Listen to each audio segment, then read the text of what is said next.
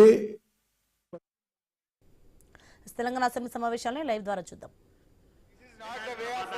Passing the resolution sir, ఇది శాసనసభ నడిపేటువంటి వ్యవహారం కాదు, ఇది పద్ధతి అంతకంటే కాదు సార్. శాసనసభ ఇప్పుడు స్టేట్మెంట్ ఇవ్వడం మీ రైట్ సార్, స్టేట్మెంట్ మీద డిస్కషన్ లేదు. కానీ ఏకగ్రీవంగా శాసనసభలో తీర్మానం పాస్ చేయాలన్నప్పుడు ఇది అందరి సభ్యుల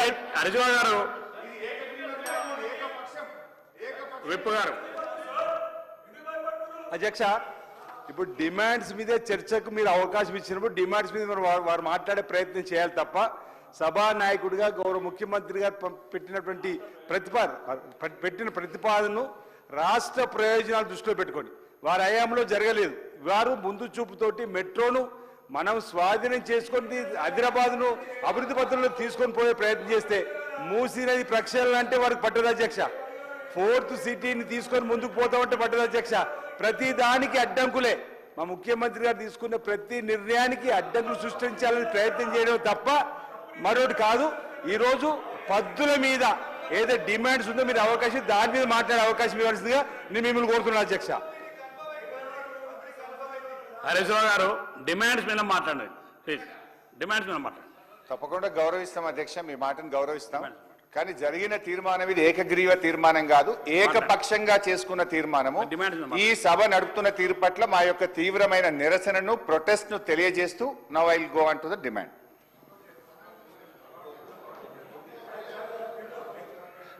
అధ్యక్ష,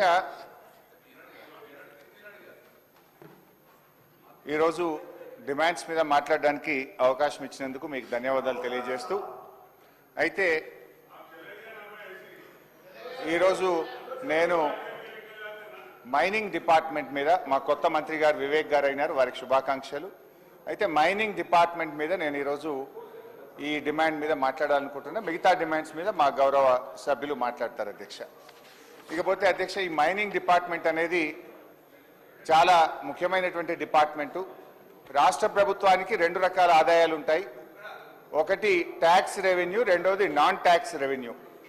సో ఇందులో ఈ మైనింగ్ డిపార్ట్మెంట్ ద్వారా వచ్చేటువంటి ఆదాయం it's a non tax revenue.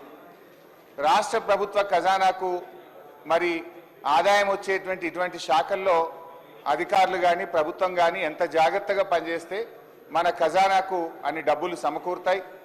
ఈ ప్రజల సంక్షేమం కోసం, అభివృద్ధి కార్యక్రమాల కోసం ఆ నిధుల్ని వినియోగించేటువంటి అవకాశం ఉంటుంది.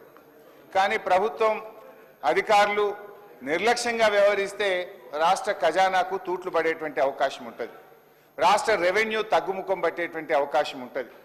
అయితే ఈరోజు నేను ముఖ్యంగా మన మైనింగ్ శాఖలో ఈ రాష్ట్రంలో పెద్ద ఎత్తున అవినీతి జరుగుతూ ఉంది, పెద్ద ఎత్తున కుంభకోణాలు జరుగుతూ ఉన్నాయి, రాష్ట్ర ప్రభుత్వ ఆదాయానికి పెద్ద ఎత్తున గండి పడతా ఉన్నది.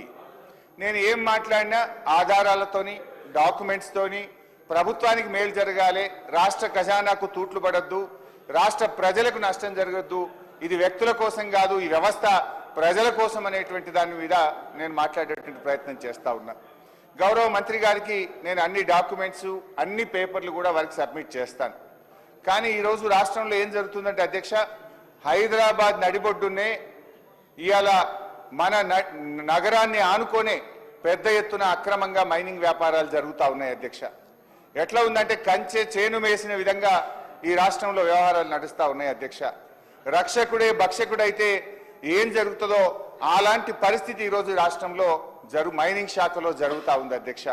అందువల్ల నేనేమంటున్నా అంటే మంత్రి గారు, ఇది విమర్శలాగా కాకుండా, రాజకీయంగా కాకుండా మనందరం కలిసి రాష్ట్ర ప్రభుత్వ ఆదాయాన్ని కాపాడాలి. మనమందరం కూడా మనము ఈ రాజ్యాంగ పరిరక్షకులుగా ఈ శాసనసభలో ఉన్న మనము, ఈ శాసనసభలో రాజ్యాంగం మీద ప్రమాణం చేసిన మనము ఈ రాష్ట్రం కోసం, రాష్ట్ర ప్రజల కోసం కాపాడాలి, పనిచేయాలి. ఈ రాష్ట్రానికి వచ్చే ప్రతి పైసను కూడా కాపాడవలసినటువంటి బాధ్యత మనందరి మీద ఉంది. సరే, ప్రధాన ప్రతిపక్షంగా ప్రభుత్వం ఫెయిల్ అయినప్పుడు, ప్రభుత్వం తప్పిదాలకు పాల్పడ్డప్పుడు ఎత్తి చూపడం అనేటువంటిది మా బాధ్యత. దాన్ని విమర్శగా కాకుండా సద్విమర్శగా తీసుకొని అవి సరిచేయడం ద్వారా